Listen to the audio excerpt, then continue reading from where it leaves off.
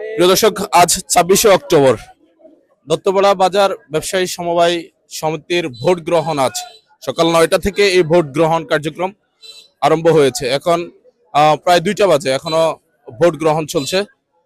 খুবই উৎফুল্ল পরিবেশে এই ভোট গ্রহণ অনুষ্ঠিত হচ্ছে। আপনারা দেখতে পাচ্ছেন যে উৎসবমুখর পরিবেশে বলা যায় যে ভোট গ্রহণ কার্যক্রম চলছে। ভোটারদেরকে যদি আমরা দেখাই এবং দর্শকদের একটা অংশ আপনারা দেখতে পাচ্ছেন। আপনাদেরকে জানিয়ে রাখি যে 11টি পদে মোট 42 জন প্রার্থী এই নির্বাচনে প্রতিদ্বন্দ্বিতা করছেন। ভোটার সংখ্যা হচ্ছে 687 জন। প্রিয় দর্শক, বিকাল 4টা পর্যন্ত এই ভোট গ্রহণ কার্যক্রম চলবে এবং এরপরেই ভোট গণনা, তারপরে ফলাফল ঘোষণা।